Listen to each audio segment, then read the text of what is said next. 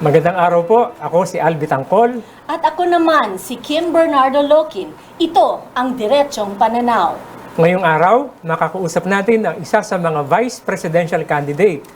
At ito po ay walang iba kung hindi si Deputy House Speaker at dating Manila Mayor Lito Atienza. Magandang araw po sa po, inyo. Kong Lito. Magandang araw sa inyong dalawa. Mabuhay. Wow, Wow. okay. So, nakita mo, mabulaklak ang ating Oo. set ngayon na Kaya nga, ang unang-unang tanong palagi si Kong Lito, simula nang ito ay nakita ng mga tao sa politika, ay palaging nakasuot ng polo na maraming bulaklak. Correct. Kung siguro yun ang unang tanong natin para hindi pa tayo masyadong seryoso.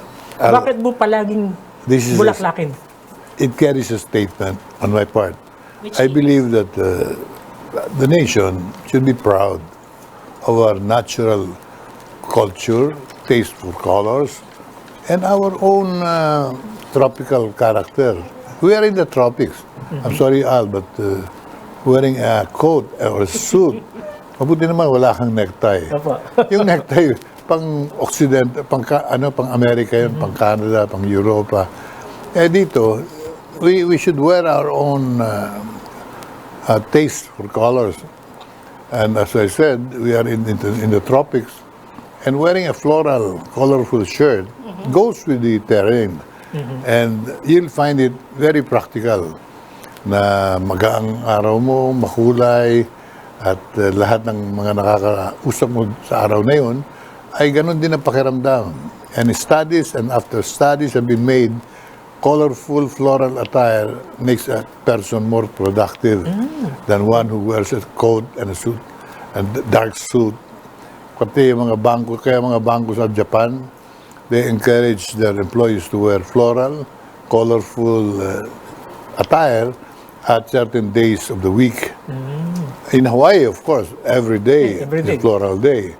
Dito sa atin, dapat dito sa atin, ganun din. Every day is floral day. Dahil talagang panahon dito sa atin ganyan eh. Tsaka yung ating nakaraan, ang Pilipino ay makulay.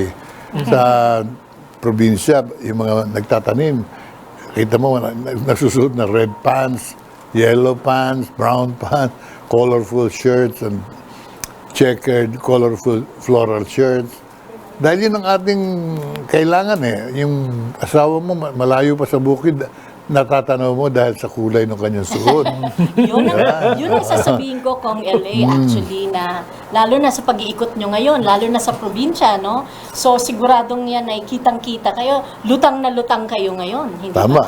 Ay, yun din ang tinatanong sa akin sa probinsya. Ano ba pakiramdam nyo pagka kayo nakasuot ng ganyan? Sabi ko, Pilipino.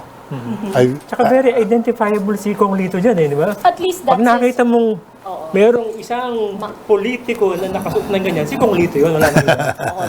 actually maganda yon. Yan yung kanyang Pati statement. Muslims. Ang Muslim colors, kung isipin ninyo, colorful. Yellow, red, green, di ba? Gold. Colorful ang ating pagkatao bilang Pilipino eh. Oo nga. Pinalungkot lang tayo ng mga banyaga. Ganun ba? Oo, sinakop tayo, tapos tinuruan tayo magsuot ng suot nila. Hindi naman natin suot ito eh. So, Attorney Ala, Hindi. Ikaw naka-blazer ka. at least makulay ako. Ikaw ang medyo, buti na lang wala kang necktie ngayon. Hindi.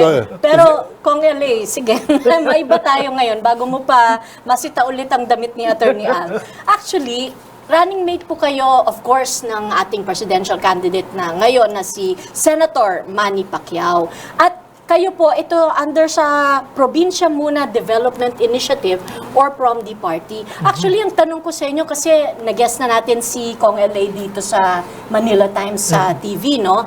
Ang tanong ko, Inaugural yata yun eh. First broadcast yata niya yun. oo, actually soft naman, di ba? Bago maglo-launch, kaso nagka-pandemic, so yan ang problema natin. Pero ngayon, ang tanong ko, Kong LA, wala naman sa plano ninyo nung nag-uusap tayong muli.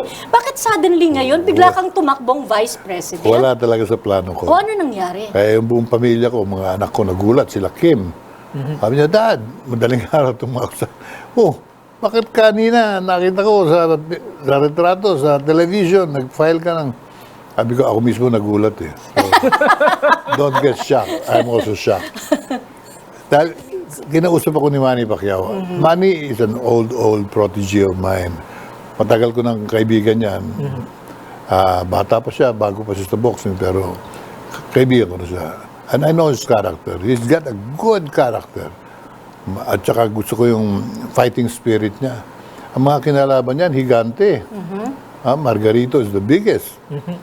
More than 6 foot tall yun. At saka 174 yun yung nilabanan sa ring. And he was 147. Pero tinalo niya. Sumuko yung mga higante.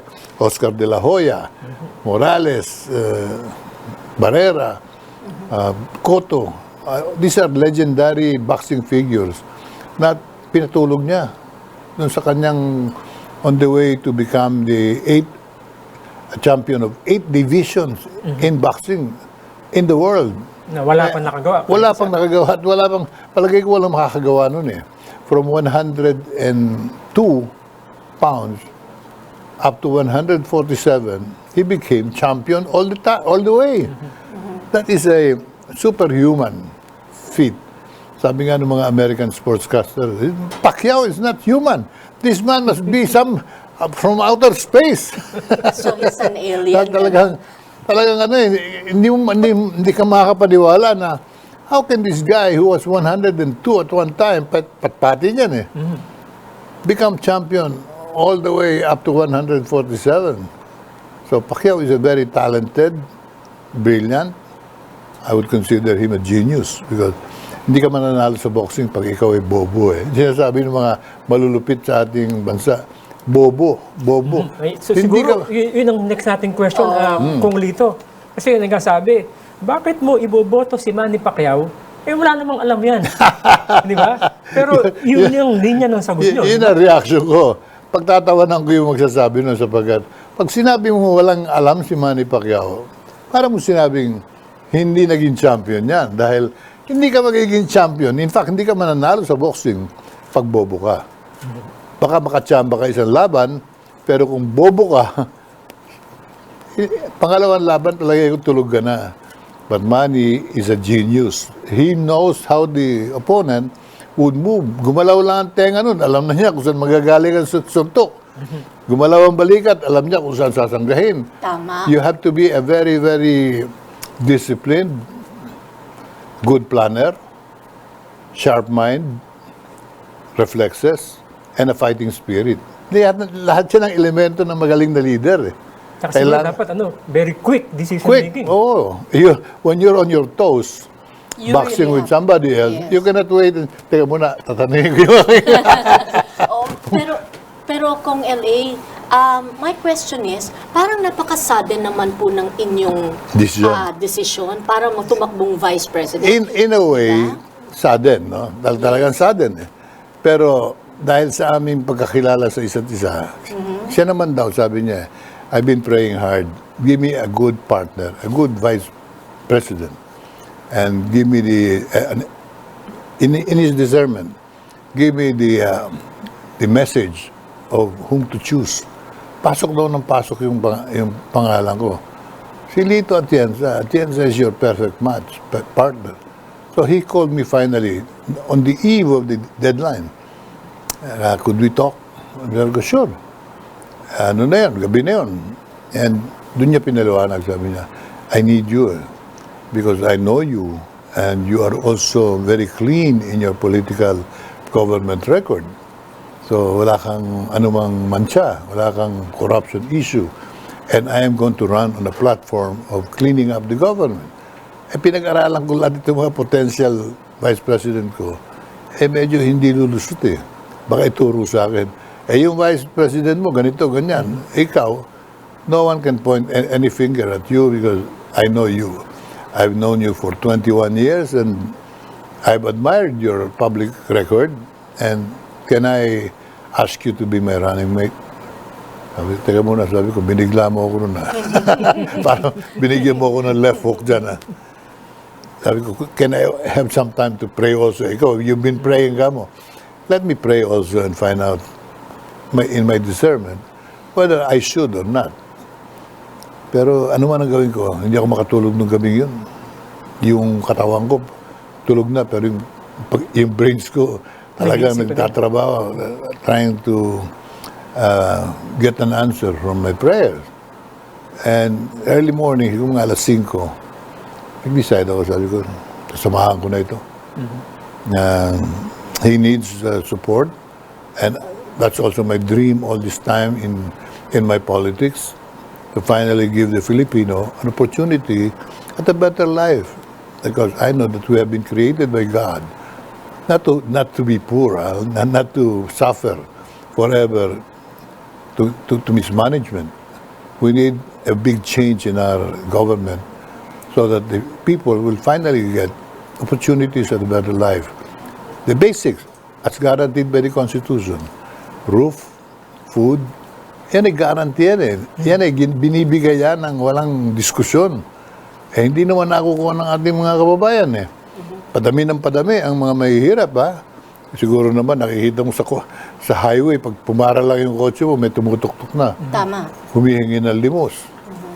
Eh, pag hindi tayo nagbago ng ating pamamaraan, at yung tradisyonal na mga dumaan na at bumabalik sa Malacanang at gustong bumalik sa Malacanang, eh walang pagbabagong magaganap because they've been given the opportunity. They did not address the problem squarely. They studied, they got their diplomas and all these qualifications, but they became the biggest thieves in our government. The brightest that we've had, alam mo naman kung sino yun, top-notcher sa bar. But he's also considered the destroyer of the economy of the Philippines. So from a very, very good economy, we ended up kulela in Asia after we ousted him. So you can see that Pacquiao was the right thinking, and I am with him 100%. To me, my running is not important. My winning is not important. God allowed me to be in this place now so that I can explain to the people. Dagdag ko lang dyan, Kim, ano? Oo, sige. Para sa kaalaman ng mga nanonood sa atin, ano? Kasi nabanggit ni Kong Lito, no?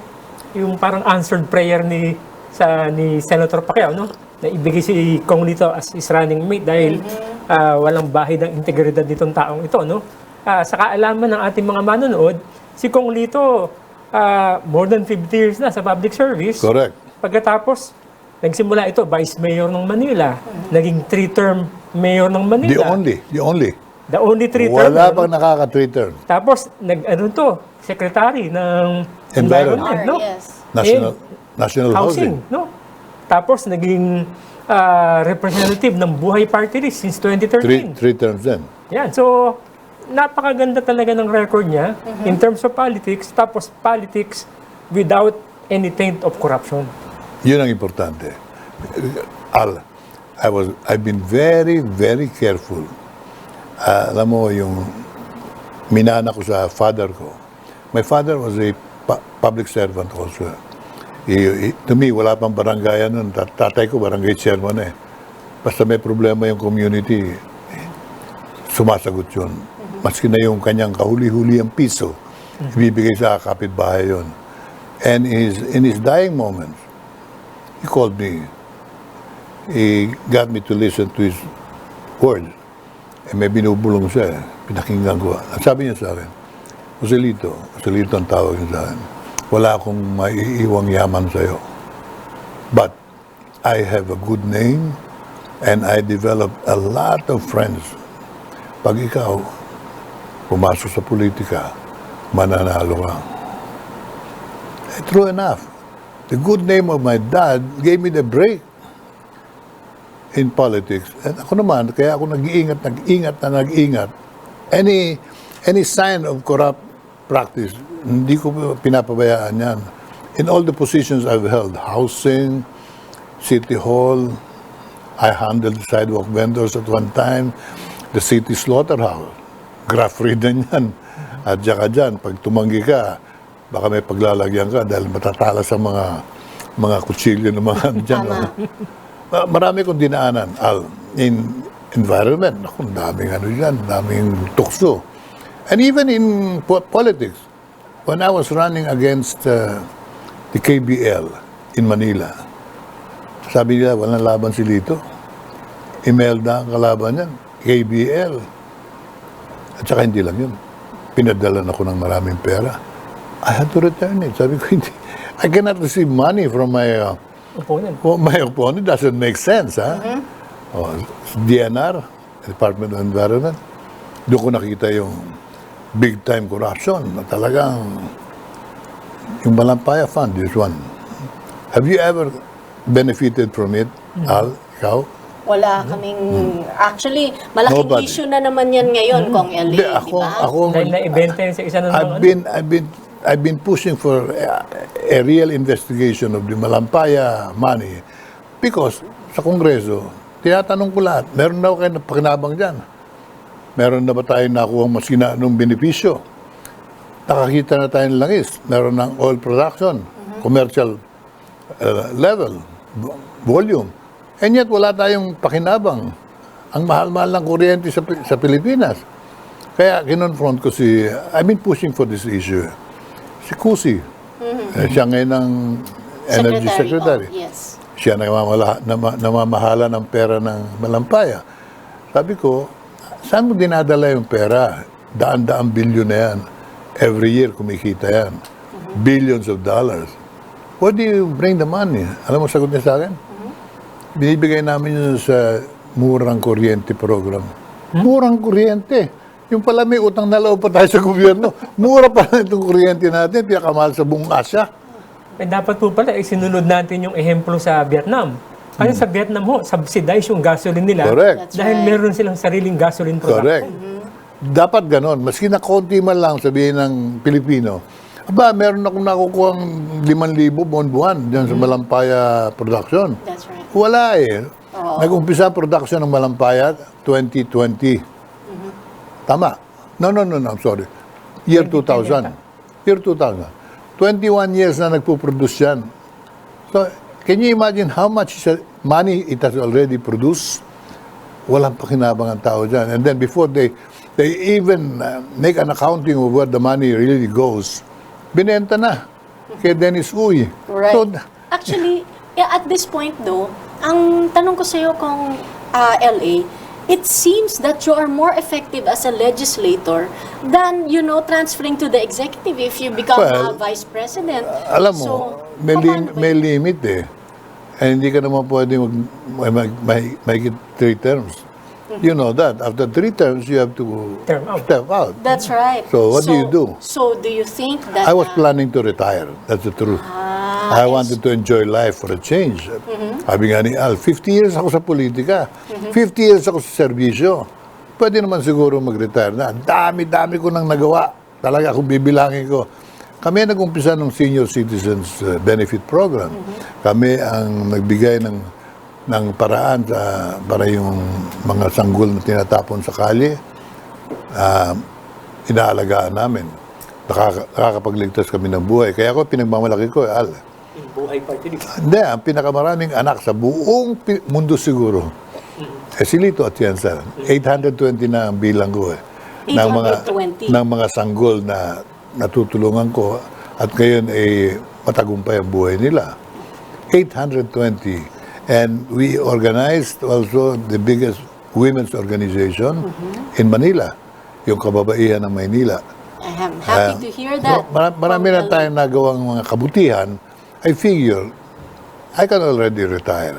Pero, Kong LA, you chose not to retire to help Senator Manny Pacquiao, hindi ba? Sabi mo kanina yung statement mo, you don't really care about your winning. Paano mo naman matutulungan si Senator Manny Pacquiao if he becomes president and you don't win as vice president? Well, you will become his #1 advisor or definitely. cabinet Definitely.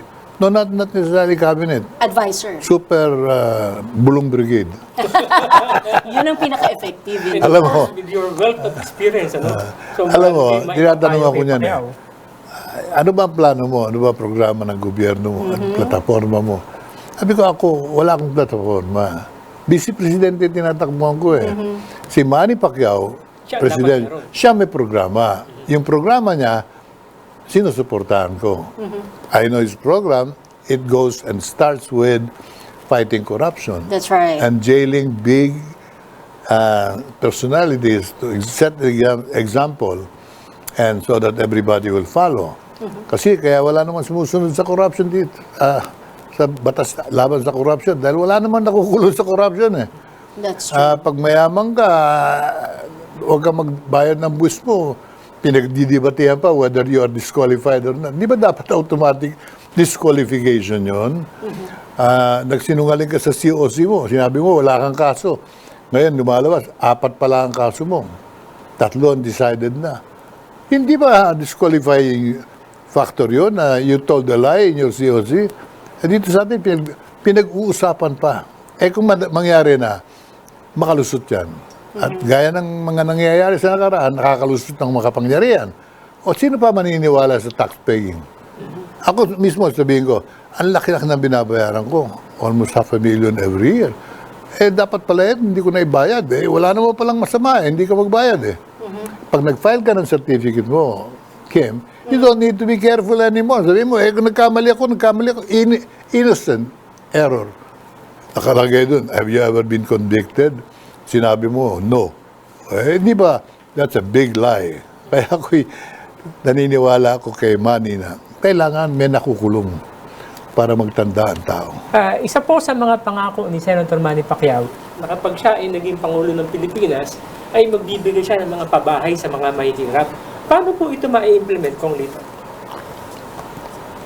Alam nyo, yung kanyang pangako, sinasakayunan ko. Sa a real reformist, revolutionary type of government, pwede natin ibigay, bigyan ng bahay, yung tunay na mahirap, natutulog sa parke, natutulog sa damuhan, sa sidewalk, mga bata nandun lumalaki sa sidewalk. We should give them justice, social justice ang tawag dyan. Sila pinaghihirap ng gobyerno. Sila pinakaargabyado sa lahat. To give them a free unit, bubong lang, at higaan, tirahan, tama naman yun. Pag sinasabi, bakit mo bibigyan? You teach them how to fish. You cannot teach them how to fish anymore because they have been deprived of their rights as Filipino citizens for the past 40, 50 years. It's time that government backtracks. Bigyan mo ngayon ng bahayan. Makabawi-bawi tayo ng konti. Sa sinasabi ni Magsaysay, those who have less in life should have more in law. Yes. Ito, those who have been deprived of their rights as citizens of the country should now be given an opportunity to enjoy life as Filipinos. Ngayon, yung programa yan, pag tumakbo at talagang nalinis natin ng gobyerno ng corruption, in 2 years' time, I figure, makakapagtayo tayo ng mga 10 million homes. Doon, makakakuha na ng bahay ang lahat. Yung productive sector natin. Yung mga may sweldo naman, pero wala rin bahay. Mga 6 million ang ating backlog. Mabibigyan ng bahay lahat yan. Pag nagtagumpay na yung pera ng gobyerno ay magamit para sa pangangailangan at hindi nagpupunta sa bulsa ng namumuno. Oo, napakagandang pakinggan po niyan kasi natatandaan niyo po. Wala kang paraan para mag-succeed kung hindi gawin mo yan. Tama. Pag hindi mo ginawa yan, as I see the other candidates coming from the old traditional way, meron silang pagkakaisa na nabuo. Kulang na lang kumanta sila ng Happy Days Are Here Again. Actually, alam mo, tinutukoy ko kung sino. Kung actually, meron pa tayong, ako naman, ibabalik ko kayo ng konti dahil okay lang po na pag-usapan natin yung mga programa ni Senator Manny Pacquiao because he is your running mate and as President. Pero as Vice President, ano po yung mga programa, halimbawa, kayo po ang pareho ang palarin, ano po yung mga programa ang gusto nyong isulong sa Vice Presidential Office? But, bago po ninyo sagutin yan, magbabalik po kami, dyan lamang po kayo. Maswerte tayo dito sa Pilipinas eh. Diba? Ang daming pwedeng itamnan. Basta masipag lang. Kailangan po ma-aware na ang tao sa tunay na kahulugan ng virgin coconut oil. Technically, kahit anong kunin mong lemongrass, and hindi mo siya endemic sa Pilipinas, pero dahil tropical country tayo, madali siyang useful. Ang itik Pinas po ay may 3 pong kulay. Yun pong itim, kaki, at saka kayong mangge. Ano po yung mga health benefits ito? Saka bakit po ito yung napili natin? Yung Madre de Agua, isa po siyang halaman na mataas sa protina na pwede nating itanim sa paligid natin. Natutuwa naman na paulitan nyo kami. Dalangin ko din ang patuloy na pagtatagumpay at kalusugan at ang kanyang mga kasama at buong pamilya. Agree ako dyan. Season 3.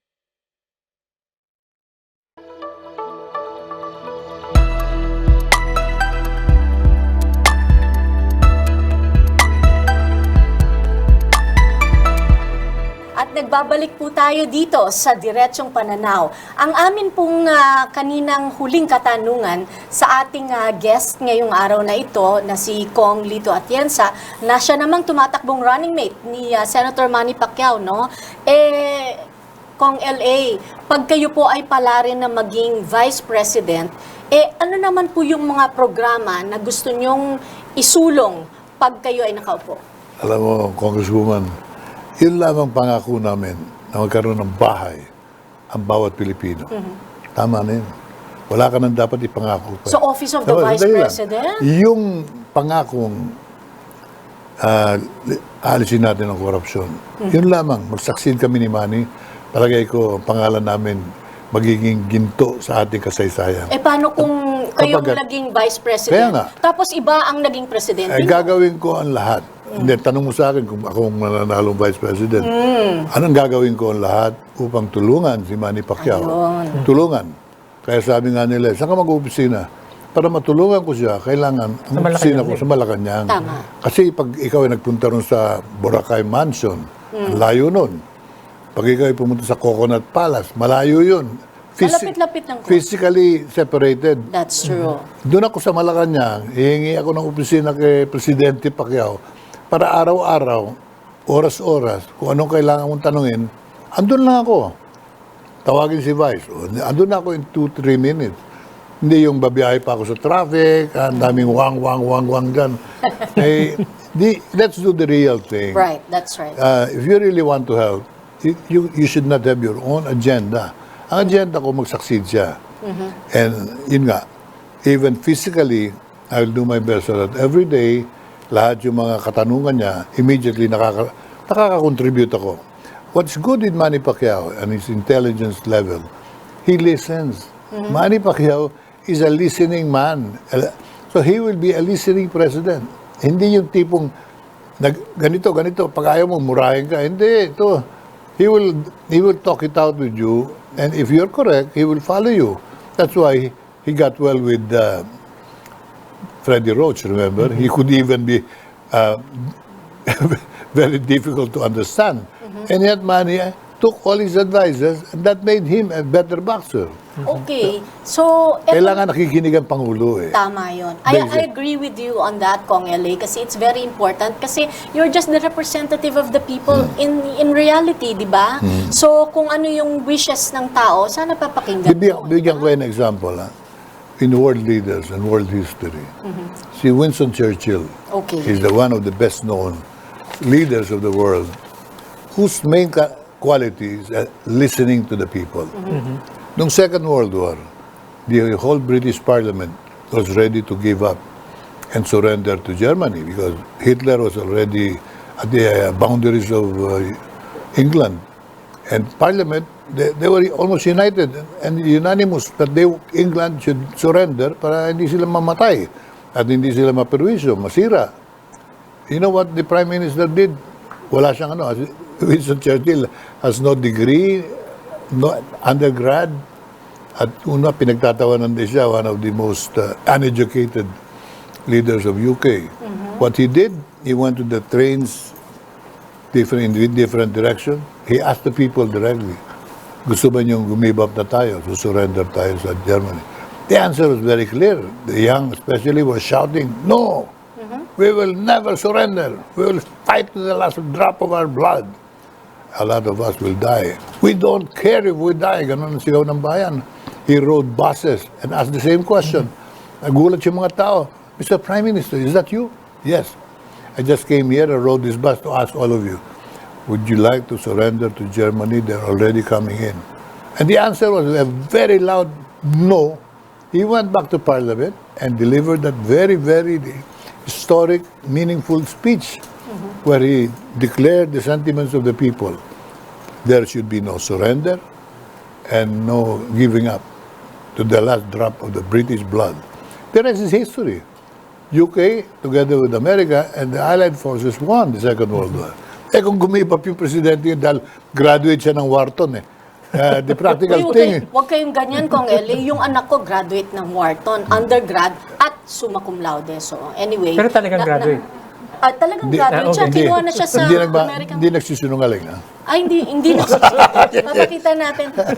Anyway. Sige. Since binanggit nyo na yung no retreat, no surrender, nung panahon ng Second World War. So, ganito rin siguro ang sinusunod nyo ni Senator Manny Pacquiao, no?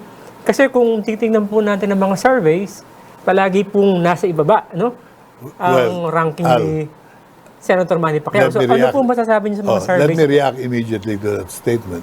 Yung mga survey, pagdating ng kampanya sa Pilipinas, yan propaganda na kaparty na ng propaganda yan. Ginagastusan ng mga kandidato yan. You know very well. Pag binayaran ko yung survey kayo study, magiging number one. Siyempre, babayaran ba kita ng pagkalaki-laking pera kung gagawin mo akong kulelat? So, ibig sabihin? At sigurado, yung pinakamalakas, yun ang ginagawang kulelat. Kaya ako, hindi ako bothered dyan sa survey. Ang nararamdaman ko, yung nakikita ko. Yung isinisigaw ng mga taong pinupuntahan namin. The surveys, that kind of a survey is very clear. Pacquiao is the sure winner in this campaign. Ngayon lang ako nakakita ng kampanya talagang lumalabas ang tao, mabalita lang. Pacquiao is already here. Andito na si Manny. Saka nakakita ng ganun. Dito mga politik. Lahat po kasi ng tao proud sa mga achievement niya. Correct. Because, Correct. ngayon lang tayo nagkaroon ng... May halong utang na loob para bang mahal ka namin, Manny, huwag ka mag-alala. Bibigyan ka namin ngayon ng suporta. Nakapag-campaign na po ba kayo sa up north? Ano po, paano naman po? Dumaan kami sa Pangasinan. Sige nga po, ano po ang naging reaction sa inyo doon? Overwhelming. Saan Sabi po nga kayo? ng mga kaibigan ko sa Pangasinan, akala namin Marcos country ito. Pacquiao country pala ito. Wow. Mga tiga rin yung nagsabi sa akin noon, ha? Of course, hindi nila sinasabi. So, hindi Pabulong po, yun. Hindi po totoo yung solid north. Parang yung laban ko kay Hindi niya sinagot, Attorney Ann. Ano yun? Sabi ko, hindi po ba totoo yung solid north? I don't want to challenge them. Tama. Very good answer, Kong I Eli. will not be shocked if Manny Pacquiao wins by a landslide, even in the north. Talaga? Okay, that's really something to look forward to, no? Pero meron po akong ibabalik lang ng konti, Kong LA. You said, as his advisor, number one advisor, when he becomes president in Malacanang, you will be there right beside him, he listens. Pero paano po kung ang issue, magkaiba kayo ng pananaw? For example, ngayon, di ba? O yung sa death penalty na yan. Maguntan. Di ba nagbago na siya? Hindi pa, hindi ko narinig nagbago na. Ano Kasi sabi niya? pro-life kayo I no longer Pro-life support. kayo, di ba? I no longer support the death penalty. Right. To me, that shows the man listens because pinag-usapan namin O paano pag yung sa mga iba, paano nyo... Papaliwanag ko sa'yo, Kim. Sige. Kung sakaling iba yung ginagawa niya, since I am number 2, nasabi ko ng lahat, hindi niya, ayaw niya sumunod, I'll keep my mouth shut because yun ang aking tungkulin. Hindi para hiyain ang Pangulo. Kaya ako sinasabing si Lenny, hindi ako believe sa kanya dahil naging Vice President siya ni Duterte. From the very start, day one, minumura na niya, minamaliit na niya yung Pangulo. Ano ginawa ng Pangulo? Minaliit din siya, inaaway din siya, iniinsulto siya. From the very beginning, nag-aaway sila.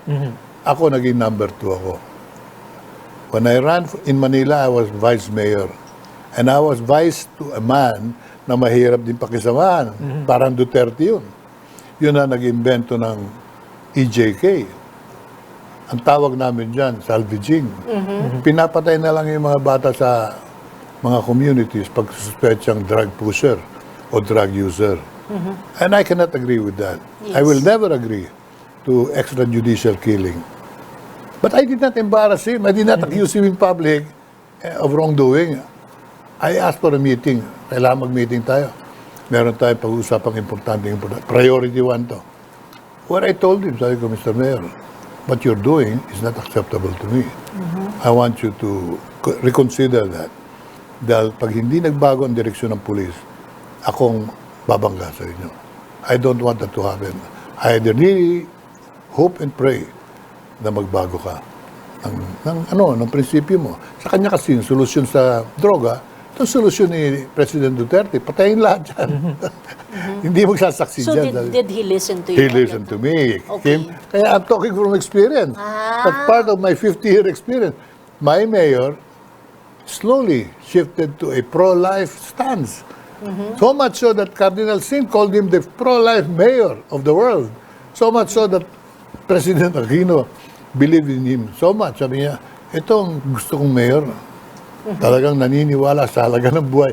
Gustong-gusto ko sabihin, ha? Gustong-gusto ko, but I never did. You're both wrong because he really is going against his will. He wants to kill everybody.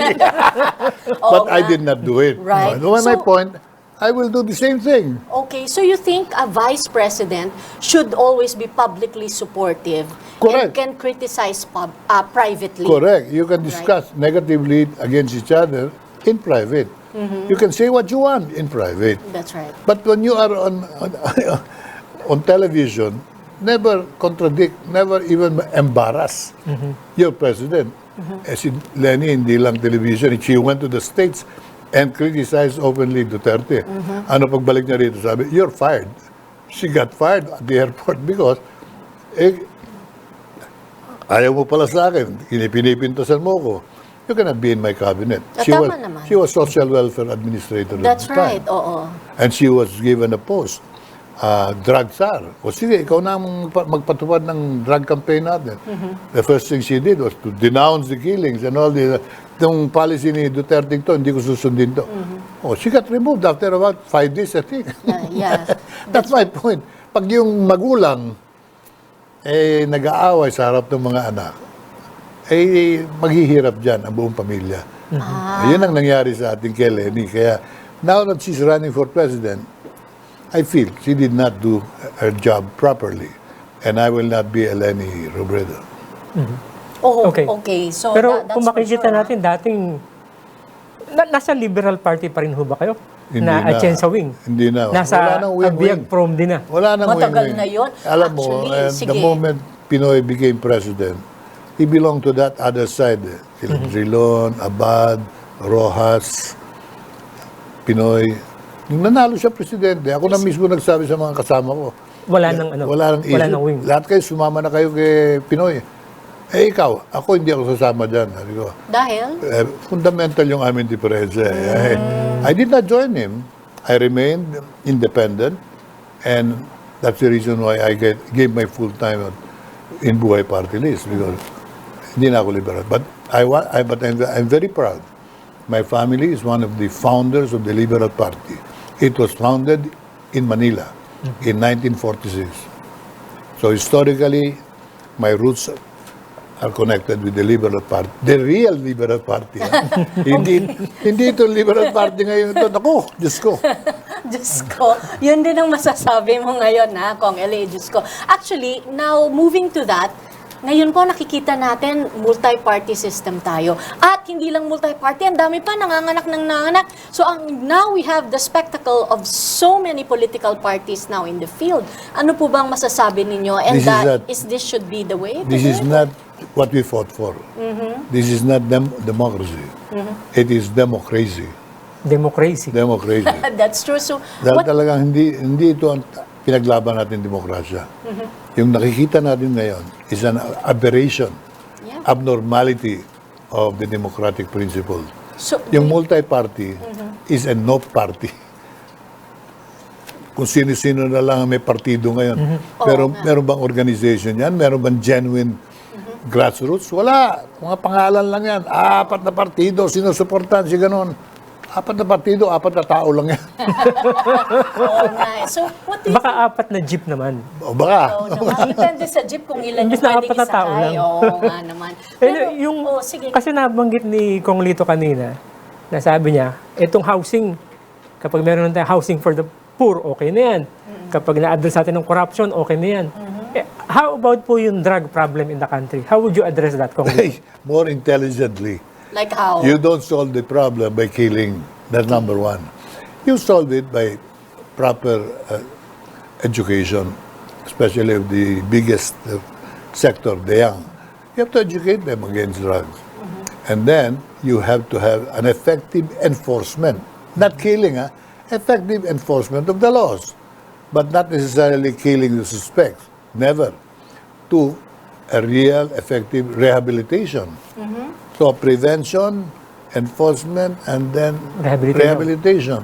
Doon lang tayo magkakaroon ng tunay na solusyon. Actually, Kong LA, ang gusto kong itanong sa'yo, when you were Manila Mayor, for all 3 terms, no? So, sa hinaba-haba po na yun, ano po bang inyong naging policy on drugs? And what do you think are the ones that would be applicable on a national basis? Yung sinabi ko, Effective po ba dito sa education. Manila yun? Oh yes, definitely. Because nung panahon ko, napaliit ko yung drug problem. Okay. And I told the police, you kill anyone by salvaging them, I will personally prosecute you. Akala ko sasabihin mo, I'll personally kill you. You don't kill. You don't kill. Kala ko sabihin niya, I will take personal responsibility and protect you. No, I really did. Yes. So Eh, yung sa rehabilitation po, what were your programs back then that could probably be applicable on a national? A real rehabilitation program. Hindi yung Which is? superficial. Yung ginawa ninyo talaga dito sa Manila. Yes. We developed mga rehab centers. It functioned, several of them. And yung mga drug victims, I even call them victims, not drug pusher. Yung mga nasangkot, tinulungan namin makarecover. Okay, so Kong LA, yung pong sinasabi po natin, yung tungkol sa droga, no? Kayo po, nung sa term ninyo as Manila Mayor, for a good 9 years, di ba? Ano po yung inyong mga policies na naging successful dito sa droga? Sabi nyo hanggang sa rehabilitation. And what could be applicable on a national scale? What we did, I believe, would easily be applicable to the national level. Tell us Wala namang ibang elemento kami ginamit. Rehab center, a genuine program for rehabilitation, and including spiritual rejuvenation. Yes. Kasi yung mga drug victims, madalas dyan, marami sa kanila, pati yung kanilang spiritual well-being, apektado na rin. Nawalay sa Diyos. Kaya nakipag-ugnayan ako sa mga lahat ng religious organizations who have anti-drug programs and rehabilitation programs, and I gave them access to the different rehab centers para bigyan nila ng spiritual direction and dimension yung mga drug addicts na binibigyan namin ng tulong. Yung mga police po, yung enforcement level na. Doon stricto ako. Oo. Paano ginawa nyo nun? Didisiplinahin mo. Paano natin didisiplinahin ng police? Sisandihin mo. You use wrong methods, not in line with my program, you're out. Dito second chance. Sir, ganito, maraming mga padrino yan. Tatawag sa'yo, krame, yun nga. general. So how do you deal with it? You just say no. When you say no, you mean no, and that's it. So on a national scale, kaya po? Kaya yan. Ang kulang natin, Congresswoman, is enforcement. That's another issue. Kaya tayo maraming mga problemang lumalala dahil ang batas, yun nga hindi na napapatupad Sir, baka corruption in the police and the military. Correct. Kasama rin yan. Yan po ang totoo, hindi po ba? Kasama rin yan. Corruption sa... So how will you address that? Napakahirap po. Kaya sabi ko sa'yo, pag-succeed lang kami dyan, okay na sa akin You improve the conditions in the judiciary, you improve the conditions in the police sector, even in the military, and of course the civilian government. Kailangan bumalik yung disiplina na walang tatanggap ng lagay at mag-iingat kayo. That's the only way we will really progress. That's the way Hong Kong did it, Singapore did it, Korea is doing it. Up to now, they're grappling with corruption. Pero nakita ba nyo, every president in Korea nakukulong at nasesentensyahan. Nakukulong, oo. Kaya mag-i-improve din ang ekonomiya dyan. The economy is genuinely attached to the lack or corrupt practices within government. So yun ang ating dapat consistently pagtulong-tulungan. If we succeed there, the Filipinos will progress. I cannot see any reason bakit hindi matutupad yung talagang purpose ng ating pagkakalika. Ang Pilipino ay hindi nilikha para maghirap para maging pulubi. I agree. Ang Pilipino, katulad ni Manny Pacquiao, may galing. Bawat Pilipinong sinisilang, marami dyan gifted. Pero hindi nila talaga pakinabangan because ang sistema natin, baluktot. Si Manny, pag kinuwenti yung buhay niya, and I hope he attends your session here one day, he tells his story, hindi nga siya tanggapin sa Olympic team Hindi siya binigyan ng initial qualification test. Sabi sa kanya, wala kang kinabukasan sa boksing. Huwag ka na mag-apply. Subukan lang naman ninyo ako. Hindi ka pwede. Patpating ka Mapahit na pwede si Manny nung. O, tinan niyo yan. Hindi nakita ng mga Olympic committee yung potential ng isang tao. That's right. Ngayon, araw-araw, nangyayari yan. Maraming Pilipino na hindi nabibigyan ng pagkakataon. Okay. Yun ang ating babaguhin. I agree with you on that. Nabanggit din niya, Attorney Al, ito na lang yung huli sa akin. Yung sa economy. Okay, so, napag-usapan po natin yung on other issues. Paano naman po natin bubuhayin ng economy coming from a pandemic? Marami tayong mga ekonomistang magagaling. I will not even approximate the full potentials of the economies of the land. Pero anuman ang ganda ng economic program mo, Kim, kung ang corruption hindi mo mapipigil, the best economic programs will just go to the canal, to the estero. So, ekonomiya, let's give it to the best economic minds of the country. Marami tayo niyan.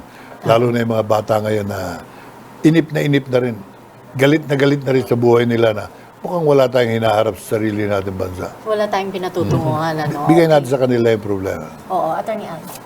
Siguro, yan na ang huling katanungan natin kay Kong Lito kasi alam ko mayroon pa siyang susunod na meeting dito. So, bibigyan natin siya ng pagkakataon ngayon na makausap ang ating mga manunood. Yes. Ano po ang mensahe nyo sa ating mga manunood at mga botante, Kong Lito? Dito, Kong LA, sa... Maraming salamat, Al, Congresswoman. Itong aking pagkakataong ito ay pararatingin ko sa ating mga kababayan. Hindi pa ba kayo pagod sa katarantaduhan sa loob ng gobyerno? Hindi pa kayo naniniwala kaya tayo mahirap ay dahil sa corruption? Kung kayo naniniwala, may tao tayong pwedeng pagkatiwalaan. Si Manny Pacquiao. At kung iboboto naman yung si Manny Pacquiao, huwag niyong kalimutan si Vice Presidential Candidate Lito Atienza. Pero kung ako lang iboboto nyo, kalimutan na nyo. I don't want to be Vice President to any of these potential presidents. I don't want to be part of a government that will not address the problem effectively. Only Manny Pacquiao, to my mind, can do that. Please consider us. Okay, so maraming salamat po, Congressman Lito Atienza, ang ating House Deputy Speaker, and also running mate of Senator Manny Pacquiao for this coming elections. And like he said, Attorney Al, gusto niya, pagka iboboto niyo siya, iboto niyo rin yung presidente niya. Otherwise, wag na lang. So, all or nothing, hindi ba? Okay, so Kasi maraming palagay ko, salamat. yun talaga ang dapat mangyari, no? Well, When you vote for the president, vote for the vice president para they can work harmoniously. Tandem, Di ba? Tandem. So, with that, tatapos na naman ng another episode ng Diretsong Pananaw. Maraming salamat po, Deputy Speaker Lito Atienza. Okay, so dyan po nagtatapos ang aming mainit na talakayan ngayong araw na ito at magbabalik ang Diretsong Pananaw sa susunod na linggo.